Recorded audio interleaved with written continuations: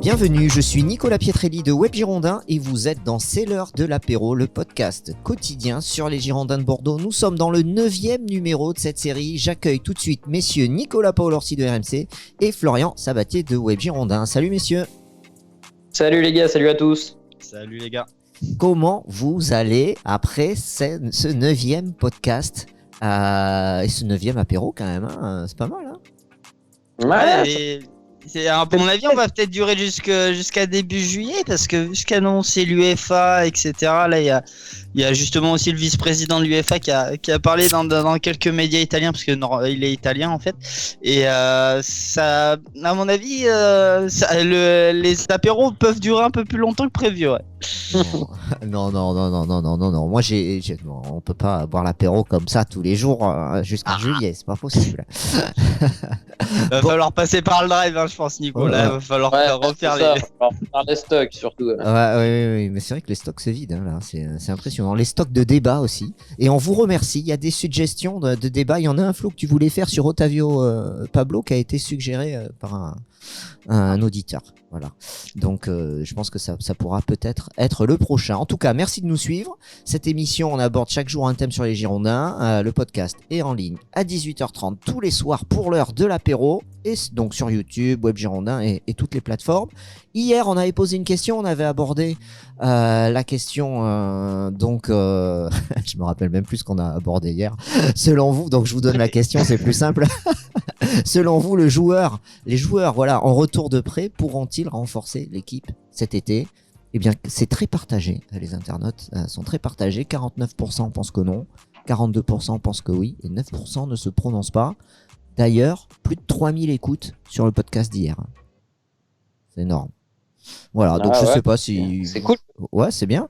Et d'ailleurs, en termes de chiffres, on donne les chiffres, on a quasiment à 30 000 écoutes sur le site. Depuis le début de tous les podcasts. Voilà, messieurs. Petite réaction sur ça, là, sur les retours de prêt. Bon, c'est très partagé, hein, donc je sais pas si vous avez envie de réagir. Ça rejoint ce qu'on a dit un peu hier, c'est que pas vraiment des joueurs qui sont voués à être des joueurs majeurs des Girondins dans les années à venir. Hein. C'est des joueurs qui sont plus voués à partir et à être revendus avec, bien sûr, l'interrogation Bernardoni, voire Benraoult, même si Benraoult c'est plus compliqué parce qu'il y a une option d'achat, mais à part ces deux joueurs-là, sinon c'est plutôt des joueurs de complément qu'on va vendre et pour essayer d'alléger la masse salariale. C'est plutôt réaliste, Flo, la réaction des internautes là. Oui, parce qu'on ne sait pas trop entre guillemets sur quel pied danser avec ces prêtés-là. Je pense que il y a vraiment des joueurs, on va dire, qui pourraient peut-être jouer dans cette équipe des Girondins. À la limite, c'est plus Benraoult et Bernardoni, mais comme on l'a évoqué hier, c'est un peu compliqué parce qu'il y a du monde. Donc je suis pas très surpris en fait qu'il y a un vrai partage au niveau des supporters concernant tous ces joueurs prêtés. Ouais. Alors aujourd'hui, on s'intéresse à un autre joueur des Girondins. On a fait le portrait et la saison de Costil, on a fait celle de Depréville, celle de Koscielny. Bien aujourd'hui, c'est Wang Guizhou que nous allons passer en revue dans cette émission en se posant une question. Est-ce qu'on peut considérer que Wang a réalisé cette saison une adaptation rapide aux Girondins, une adaptation à la Ligue 1. Donc on va voir le contexte, sa saison, sa personnalité et enfin son avenir. Première question pour vous, messieurs. Quelle a été votre réaction quand Guizhou a signé aux Girondins de Bordeaux cet été ? Allez, Nico, on commence par toi et après Flo. Comme tout le monde, je pense qu'on a été super surpris. C'est un joueur qu'on ne connaissait pas, hein, même si vous êtes passionné de foot. Bon, à moins que vous soyez sud-coréen, je pense qu'il n'y avait pas grand monde qui le connaissait sur la planète foot. Un joueur qui joue au Japon, parce qu'il y a beaucoup de Sud-Coréens qui jouent en Europe, mais qui n'avaient jamais joué en Europe, qui avait 26 ans l'année dernière. Même si on savait en creusant un petit peu après que c'était un joueur plutôt solide, qui marquait pas mal de buts avec sa sélection. Passer de Osaka au Japon à la Ligue 1, c'est quand même un monde d'écart, sachant que tu as l'adaptation, que c'était un joueur qui parlait quasiment pas anglais en arrivant, c'est-à-dire au-delà de parler français, il parlait pas anglais. Bon, ça faisait beaucoup. Et donc voilà, comme tout le monde, ultra surpris. C'était un vrai pari. C'était un vrai pari de la cellule de recrutement et on y reviendra plus tard. Mais pour moi, c'est franchement, je pense, la plus belle recrue des Girondins depuis longtemps, j'ai envie de dire. J'ai envie de dire depuis longtemps, carrément. D'accord. Flo, toi, tu le connaissais, Wang? Non, honnêtement, je vais pas mentir non plus, je le connaissais pas. C'est vrai qu'il y a la génération de Corée du Sud est plutôt pas mal finalement depuis 2002 quand même. On voit pas mal de joueurs, donc forcément on pense à Hugminson, mais on pensait pas du tout à Wang avant qu'il arrive. Et comme l'a dit Nico, vraiment il a vraiment réussi à faire de très bons matchs dès le début.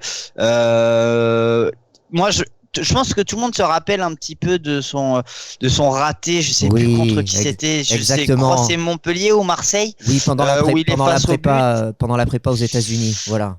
Ouais, il y avait eu un gros raté en amical, je crois aussi. Ouais. Ouais, et c'était ça qui était un peu compliqué, mais après finalement, moi j'avais trouvé plutôt pas mal dans tout ce qui était appel, etc. Vraiment, il a réussi à bien rentrer dans ce collectif à tel point qu'il est devenu indiscutable. Et je serais tenté de dire, moi, ça me fait un peu ça me rappelle un petit peu, parce que quand on regarde un petit peu son âge, il va avoir 27 ans, je crois, au mois d'août, pardon, 28. 28, ouais. 28 au mois d'août.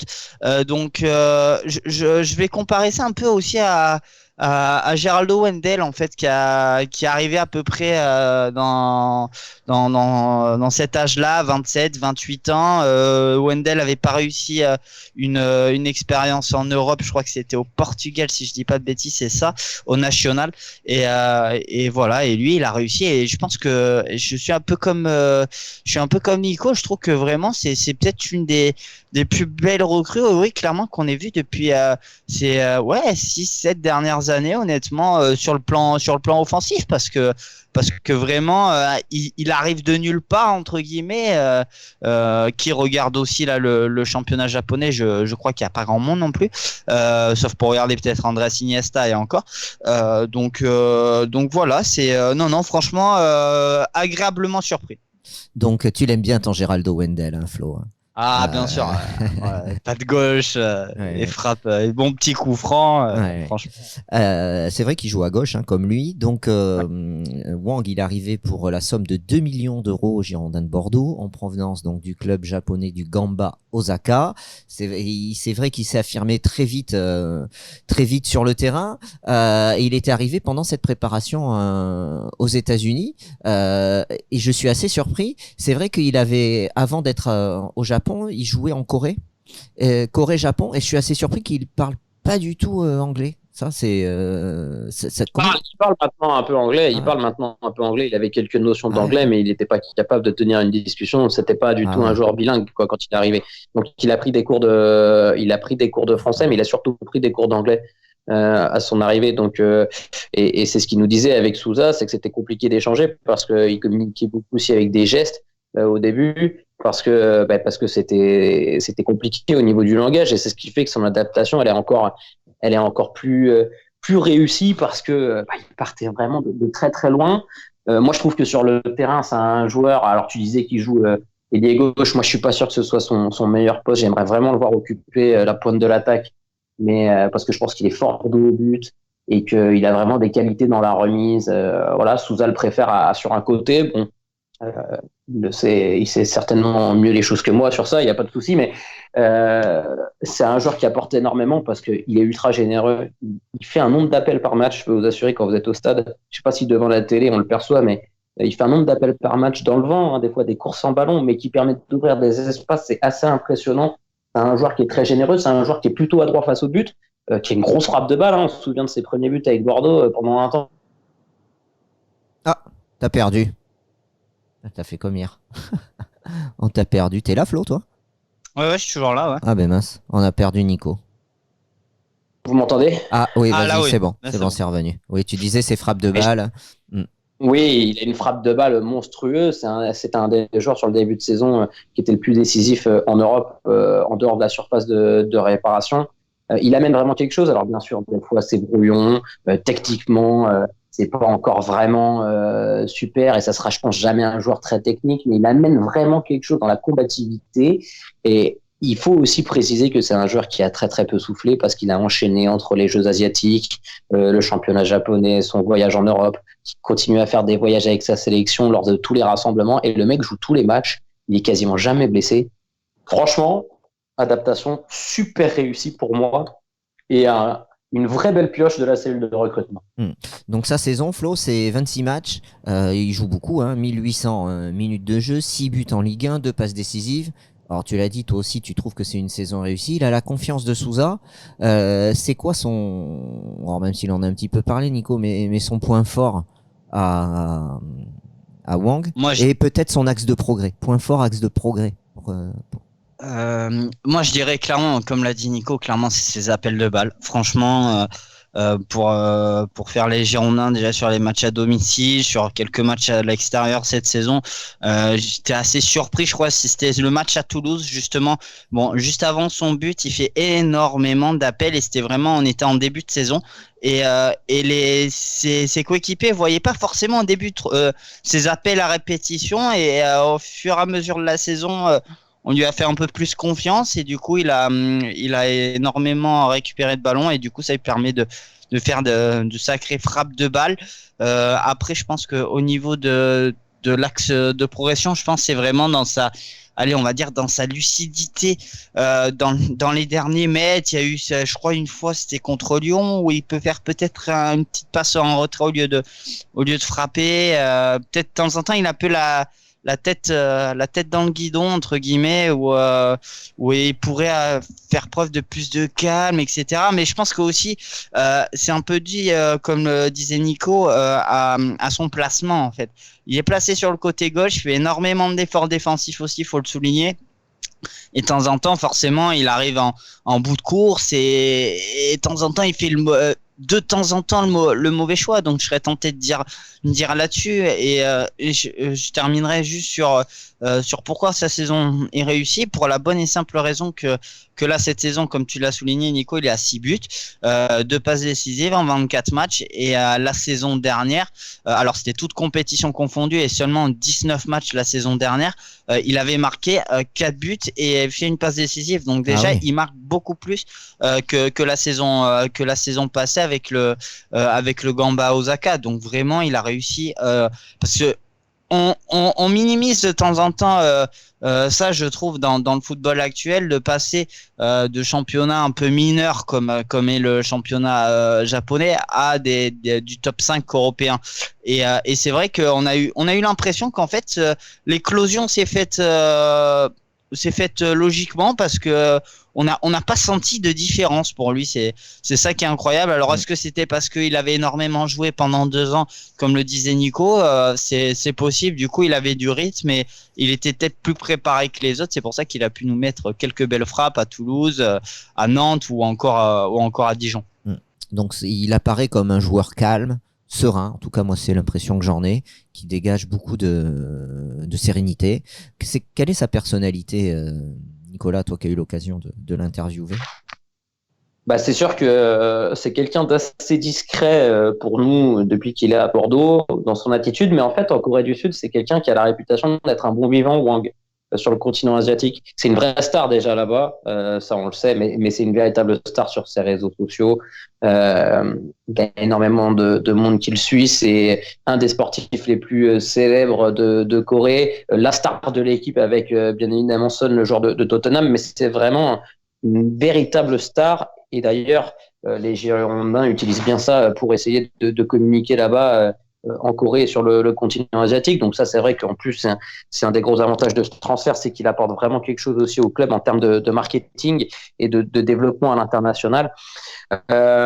C'est quelqu'un qui, quand on échange avec lui, est plutôt, c'est quelqu'un de gentil, qui aime bien parler. Alors moi, je l'ai fait en interview, il me semble, en octobre-novembre, je crois. Et il était dans une période où voilà, il prenait des cours d'anglais, c'était pas super fluide non plus. Donc c'est vrai que ça a été compliqué. Il a fallu prendre un traducteur en coréen. Donc voilà, les échanges avec lui sont toujours un peu spéciaux. mais c'est quelqu'un qui est avenant, voilà, qui a envie quand même de faire bien les choses, de bien s'intégrer. Il est très soucieux de son image, justement parce que c'est une star en Corée du Sud, donc il fait très attention à tout ce qui l'entoure, à la moindre image qui est diffusée sur sa chaîne YouTube. Voilà, on voit beaucoup nous dans les zones mixtes des matchs des YouTubeurs coréens qui viennent faire des stories avec lui, enfin des tas de petits trucs. Donc voilà, c'est quelqu'un qui apporte vraiment quelque chose. Et puis je pense que s'il reste un peu au Girondins de Bordeaux, il y a vraiment moyen qu'il fasse une vraie belle saison. Déjà, moi, je trouve que celle-là, elle est belle parce que c'est un des attaquants qui fait le plus de stats. On l'a dit, sachant qu'en plus, il est quand même retourné en Corée quasiment un mois sur la période de décembre-janvier. Je sais plus combien de matchs il a loupé, mais pour faire son service civique là-bas. Donc, il aurait pu marquer encore quelques buts. Mais voilà, c'est un mec particulier, mais c'est pas forcément, tu sais, l'image du joueur asiatique qu'on a très très discret, complètement renfermé. C'est pas que ça, bon. D'accord. Voilà, pas que ça. D'accord. Et Flo, on voit souvent maintenant des médias sud-coréens qui viennent, que ce soit à Hwayang ou au stade. Ça n'arrivait pas bien sûr avant. Non, non, mais pour moi, c'est un peu dans la logique, on va dire, des continents asiatiques qui ont toujours cette tendance à envoyer des correspondants dès qu'il y a justement des compatriotes entre guillemets qui sont là et qui jouent au football. Je m'en rappelle comment. Alors j'ai plus le nom du joueur en tête. À l'époque, il y avait un joueur japonais qui était suivi par un correspondant, je crois, japonais, parce que voilà, il faisait le boulot et en général les Japonais, les Sud-Coréens aiment beaucoup voir leurs compatriotes flamber. Et puis, bon, j'ai l'impression que la Corée du Sud a pris place dans le football vraiment depuis 2002, depuis qu'ils ont réussi cette Coupe du Monde, honnêtement. Bon, on rappellera pas ce qui s'est passé en quart ou demi-finale de Coupe du Monde pour nos amis coréens, mais bon. Donc voilà. Après concernant Wang et sa communication, bon, quand on voit par exemple sur YouTube une chaîne donc voilà comme Gole en fait comme ils appellent, il fait quasiment entre 100 et à 700 000 C'est quoi cette chaîne? vues par C'est quoi la chaîne? Gole. Ça s'écrit comment? Gole. Tu sais, pour les auditeurs, moi je connais pas. Oui. Oui. G-O-A-L-E. Ah d'accord, Donc, je connaissais pas. je te passerai le lien Ah si ben, je suis dessus, et là, je regarde en le même temps. caler sur le Ah ouais, on ça. le Et mettra, moi, ouais. j'ai Ah oui. découvert ça cette saison là. Ah d'accord. Cette saison et c'est impressionnant. Alors évidemment, c'est un peu compliqué à comprendre, mais Ah bon, oui. il y a de temps en temps des petits jeux avec ballon qui sont C'est plutôt tout en sympathiques. coréen, oui. Donc, Oui, oui, oui, c'est donc, tout en... Ah, ouais. donc voilà. Après, c'est vrai que bon, Wang, que dire de plus ou de moins. C'est Non, mais bon, ça sur pour ça. l'instant, il réussit bien cette saison. Ouais. On verra la Bon. saison prochaine, je pense, peut-être la saison de la confirmation. Mais attention, par contre, petite info, alors que moi j'ai découvert hier soir, il y a notamment le joueur Heung-min Son qui avait été comme Wang, on va dire exempté de service militaire et apparemment, selon certains médias sud-coréens, en fait, des joueurs comme par exemple, et c'est le cas pour Heung-min Son, vont être rapatriés à partir du 20 avril pour faire le fameux service militaire. Parce que si vous voulez, en général, pourquoi en fait le service militaire est soumis à tous les Sud-Coréens, c'est surtout afin de former entre guillemets une force militaire de 600 000 soldats prêts à faire face à un danger d'une guerre, comme à l'image d'une guerre contre par exemple leurs voisins nord-coréens. Donc voilà. Et apparemment en Corée du Sud, on estime que la situation qu'on connaît, notamment du fait du coronavirus, est un peu similaire à entre guillemets une guerre. Donc il sera à partir du 20 avril, normalement, je pense, comme Rappelé à Son, nouveau. dans tous les cas. D'accord. Il devra s'entraîner dans une base militaire, alors des Marines, comme on dit, sur l'île de Jeju en Corée du Sud. Bon, voilà. Écoute. D'accord. Donc bon, du coup, si le championnat reprend, il pourrait... Pendant un mois, hein, je pendant tiens un à mois. préciser. Ah ouais, d'accord, donc il devrait être absent. D'accord. Bon, en tout cas, il a la confiance de Paulo Sousa. Ça complète de fait de son activité. Quel peut être son avenir? Il a signé à Bordeaux jusqu'en 2023. Il est sous contrat avec les Girondins. Il a une valeur qui est estimée, qu'elle a un petit peu grimpé, mais pas tant que ça, à 3 millions d'euros. Est-ce que vous pensez que il fait partie, alors même s'il n'y a aucun joueur qui n'est pas intransférable, est-ce qu'il fait partie des joueurs qui peuvent quitter Bordeaux cet été, Nico? Bah, sur le papier, non. Après, je pense que sa valeur, encore une fois, Oui. c'est sa valeur estimée. Je pense qu'il vaut plus que 3 millions d'euros, clairement. C'est un attaquant qui a fait 6 mois en Europe, qui a déjà marqué 6 buts dans des championnats majeurs. Donc, je pense que tu peux en tirer nettement plus que 3 millions d'euros pour le coup. Enfin, nettement plus. Je pense que tu peux monter au moins à 7-8 millions, quoi. Ouais. Voilà. Si tu le vends bien et si tu fais bien les choses. Non. Moi, je pense qu'il a pas resté à Bordeaux et que c'est un des joueurs qui, en plus, lui, il a envie de s'adapter. Flo le disait, c'est compliqué avec ses allers-retours en Corée du Sud pour tout ce qui est service civique, sélection et tout ça. Mais sauf si un club arrive et met de l'argent dessus, il devrait rester à Bordeaux. Alors après, moi, je sais que cet hiver, déjà, son profil intéressait pas mal de clubs et que notamment en Bundesliga, il y avait des clubs qui regardaient pas mal ses performances. C'est toujours pareil. Hein, si tu as un club de Bundesliga qui arrive et qui met 6, 7, 8, 9 millions sur la table, franchement, très honnêtement, je ne sais pas si les Girondins de Bordeaux seront en mesure de dire non. Mais sur le papier, non, il fait partie de ces joueurs qui viennent d'arriver, qui ont un contrat plutôt longue durée à Bordeaux et qui devraient rester la saison prochaine. Je pense que c'est un joueur qui a une marge de progression encore très importante. Alors pas forcément ce qu'on disait au niveau technique dans le jeu, mais je pense que dans l'adaptation, physiquement, il s'est déjà bien rodé à la Ligue 1, mais je pense qu'il a encore une belle marge de progression. Et c'est clairement un mec, s'il enchaîne les matchs et qu'il ne se blesse pas, qui peut atteindre les 10 buts assez régulièrement parce que c'est pas un joueur qui fait beaucoup de vagues, mais il est efficace dans tous les compartiments du jeu, frappe de loin, tête, il a les deux pieds, il est aimanté par le but. Et je pense que c'est un gars qui peut être très régulier. C'est pas un joueur qui va vous faire une saison coup d'éclat, je pense, et qui va complètement s'effondrer la saison suivante s'il est plutôt bien niveau physique. En plus, c'est un joueur qui a pas l'air de faire de vagues dans le vestiaire. Hein. Donc, il a l'air plutôt au diapason de ses partenaires. Flo, la Bundesliga, c'est un championnat qui pourrait lui convenir? Oui, je pense déjà au niveau de sa frappe, franchement, déjà rien que pour ça, je serais tenté de dire parce que j'ai pas l'habitude de regarder énormément la Bundesliga et je crois que la dernière fois que j'ai regardé ça, c'était un Borussia Mönchengladbach et contre le Borussia Dortmund et franchement, bon, t'as des frappes assez lointaines et honnêtement, je pense qu'il pourrait vraiment se régaler dans ce championnat, dans le sens où c'est pas non plus un championnat autant physique, je serais tenté de dire que la Ligue 1 par rapport aux défenses où bien sûr tu peux affronter des gros morceaux comme le Bayern Munich et tant d'autres, mais tu as quand même une certaine liberté et puis bon voilà, je veux dire les Allemands sont très friands des frappes de loin, etc.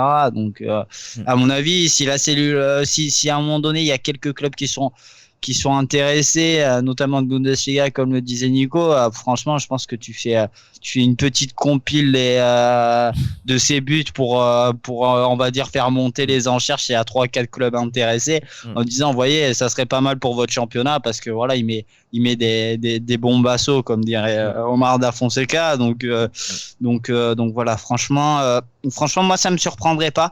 Après, comme le disait Nico, ça serait, je pense, ça m'étonnerait qu'il parte à la fin de cette saison-là, dans le sens où bon voilà, il vient d'arriver, il a un contrat qui est long, et est-ce que finalement il a pas envie aussi de se poser un petit peu, de rester un peu, on va dire 2 ans minimum, ça malheureusement on ne sait pas trop parce que c'est difficile, comme le disait Nico là aussi, de communiquer avec lui. Il passe très peu en zone mix, il maîtrise pas trop l'anglais, donc on peut pas le faire non plus en anglais. Vous savez s'il apprend le français? Oui, il apprend le français. Il a des cours de français, il a des cours d'anglais. En tout cas, il en avait. Donc là, je sais pas. Je crois qu'il est resté sur Bordeaux. Lui, il fait partie des joueurs qui sont pas rentrés pour le confinement, il me semble. Peut-être que je dis une bêtise, mais je crois. Il apprend le français. Après, il faut bien que nos internautes soient conscients d'un truc. C'est vrai qu'à chaque fois, quand on parle de l'avenir des joueurs, on dit oui, peut-être, et on n'est pas catégorique, mais parce que tout simplement, en fait, la situation financière du club ne permet pas d'être catégorique et de dire ouais, Bordeaux va retenir tel mec, va lâcher tel mec et tout ça. Donc c'est vraiment tellement flou, même pour nous. Et je pense que même pour eux en interne, c'est flou. Même les dirigeants actuellement sont pas capables de dire lui on le bloque, lui on le garde, lui on lâche, lui on lâche, parce que ça va tellement dépendre de la situation financière à la sortie de la crise et de ce que King Street va décider de réinjecter dans le club, que franchement tous les joueurs sont sur la sellette, surtout des joueurs qui marchent plutôt bien et qui font une bonne saison et donc avec une valeur marchande qui augmente. Parce que si tu vends Wang, admettons, on va dire 8 millions d'euros, bah, tu fais quand même un bénéfice financier qui est assez important et une belle plus-value. Donc, je suis pas sûr que Bordeaux refuse, tu vois, ce genre de plus-value. Maintenant, je peux me tromper et voilà, tout est très flou. Ça, il faut bien le préciser. Et on l'a pas dit, c'était un choix de Sousa de le faire venir, si je me trompe pas. Ouais, alors, Eduardo Macia le suivait depuis longtemps, même dans les clubs dans lesquels il bossait avant. Ils avaient, avec GACP, alors je crois qu'il nous en avait parlé, Flo, en conférence de présentation, mais il avait parlé d'un club belge. Je crois, Ils avaient parlé d'un club belge, ils étaient sur un projet de rachat d'un club belge et ils le suivaient dans le cadre de ce club belge pour pouvoir l'attirer en Belgique. Et du coup, finalement, quand GACP s'est mis sur Bordeaux et a acquis le club, eh bien, ils ont quand même fait le choix de faire venir Wang à Bordeaux et c'est un choix payant. Donc, c'est vraiment un choix de la cellule de GACP. C'est vraiment GACP qui l'a fait venir. Donc, Macia, Sousa, voilà, ça vient de là, quoi. Ok, bon, messieurs, merci. Flo, tu vas ajouter quelque chose pour terminer ou sur Wang? Non, franchement, qui nous mettent encore au retour du championnat 2-3 frappes de loin dont il a le secret. Je pense que comme ça, on sera tous contents et moi le premier. Parfait, c'est entendu. Merci messieurs, merci de nous avoir écoutés. Rendez-vous demain pour un autre apéro girondin. Passez une bonne soirée ou une bonne journée. Allez, salut. Bye bye, ciao. Avec Chouamini, avec Jules Koundé. Donc on veut cette fibre de centre de formation pour devenir la Masia bordelaise, qui sait. Mais c'est compliqué pour Benraou et pour moi, je pense qu'il partira. Sauf si, comme le disait Nico, s'ils se maintiennent pas, Nîmes, il reviendra à la maison. Et puis non, mais attention à l'enflammade aussi. Il a joué 9 matchs de Ligue 1 avec Nîmes, il a été très bon, mais il a que 9 matchs de Ligue 1 avec Nîmes. Attendons de voir dans la durée. Je veux dire, maintenant on va très très vite, on voit qu'un gars est bon sur 2 matchs, on se dit oh, on aurait dû le garder, on aurait dû monter l'option d'achat à 8 millions. Fallait être devin. Hein. Celui qui, avant le départ de Yacine Benraou, pronostiquait que Nîmes allait éclater allait tout éclater à la reprise du championnat après la trêve hivernale et que Yacine Benraou allait s'imposer et être le tollé de l'équipe nîmoise, franchement, chapeau. Chapeau, parce que je pense qu'il n'y en a pas beaucoup qui auraient pronostiqué ça. Ouais, moi j'ai été surpris. Hein. Moi ça m'a surpris. Hein. On a tous été surpris. Maintenant, c'est un très bon petit joueur et je pense que c'est un joueur qui a un niveau pour faire une belle carrière en Ligue 1 et dans des bons petits clubs de Ligue 1. Maintenant, je suis pas sûr que ce soit le joueur qui puisse s'imposer dans un club qui vise, on va dire le top 8, top 7 de la Ligue 1. Peut-être qu'il me fera mentir, je l'espère pour lui, mais actuellement, moi, ça m'a pas paru incongru de le lâcher cet hiver et même de le lâcher à 1,5 million, 2 millions. Quoi. Bon, voilà, on a fait le tour des joueurs prêtés. Alors, c'est bien d'avoir mis le doigt sur Nilor, qui a été sorti de mon radar, Michael Nilor. Donc, moi, ce que j'en conclus par rapport à ce que vous avez dit, Nico et Flo, c'est que finalement, si Bordeaux comptait se renforcer sportivement avec le retour de certains joueurs en prêt, c'est pas gagné. À part le poste d'attaquant avec Nilor et Mendy, tous les autres prêts, ça ne devrait pas renforcer les Girondins, quoi. Sauf si ces joueurs augmentent leur performance. Et puis Nilor, je crois qu'il a joué notamment avec Jules Koundé et tout ça, notamment en Youth League, où il avait permis au club de jouer un barrage contre, après c'était trop compliqué, contre Leipzig, si je dis pas de bêtises, ou peut-être c'était Salzbourg. Mais voilà, non, clairement, comme tu le dis, Nico, c'est compliqué. Je veux dire, Benraou, il y a Adli. Du côté de Bernardoni, tu as Costil et Poussin qui grappillent du temps. Oui. Non, ils se renforceront pas, à moins d'avoir un alignement de bonne planète pour Benraou, par exemple. Mais ça, j'y crois pas une seule seconde. Ok. Bon, voilà. Donc, un mot pour terminer cet apéro girondin, Nico. Non, mais on espère en tout cas que Bordeaux va continuer à sortir des jeunes du centre de formation, parce que même si c'est vrai que on peut fustiger un petit peu le centre de formation des Bordelais, ça fait quand même Flo, à parler des joueurs, hein, mais que ce soit Zedou, Aurélien Tchouaméni, Jules, Koundé, il y a quand même des joueurs qui sortent et il faut continuer à le faire. On sait que le club a complètement changé de stratégie au niveau post-formation, où justement ils sont plus dans la post-formation de joueurs que dans la formation, avec l'achat de mecs qui ont 18, 19 ans et qui vont jouer avec la réserve et qui ont un potentiel pour intégrer les pros, même si on les a pas encore vus pour l'instant. Sousa, juste qu'ils sont pas encore prêts, mais c'est vrai que le salut du club actuellement, vu les difficultés financières qu'il y a, c'est ça, c'est la formation, c'est être bon sur le recrutement des jeunes joueurs, flairer les bons coups, les bonnes opportunités pour faire des plus-values à la revente. Ça passera par là, parce que si le centre de formation s'écroule et qu'on sort pas un joueur, ça va être compliqué d'exister et d'être performant en Ligue 1. Exactement. Bon, merci messieurs. J'espère, chers auditeurs et auditrices, que ça vous a amené un peu plus d'informations sur les joueurs en prêt. Merci Florian. Merci à toi. Et puis en espérant, moi je reste quand même toujours. J'ai un petit espoir de revoir Raoul Bonellanova en Gironde, même si j'ai des doutes, vu comment ça a fonctionné avec Paulo Sousa et qu'on sait apparemment que bon, c'était quand même l'un des principaux retardataires à l'entraînement. Mais c'est dommage qu'il avait vraiment un sacré potentiel, et là pour le coup ça aurait été intéressant dans cette on va dire dans cette politique d'acheter des jeunes pas trop chers. On le rappelle, Bordeaux avait juste donné des sous pour la formation à l'AC Milan, mais force est de constater que malheureusement il n'avait pas il a pas plu à Paulo Sousa, pas sur le terrain, mais par rapport aux à côté. C'est dommage. Eh bien, merci messieurs, merci Nico, merci Flo. Rendez-vous demain pour un autre podcast. À bientôt, salut. Salut.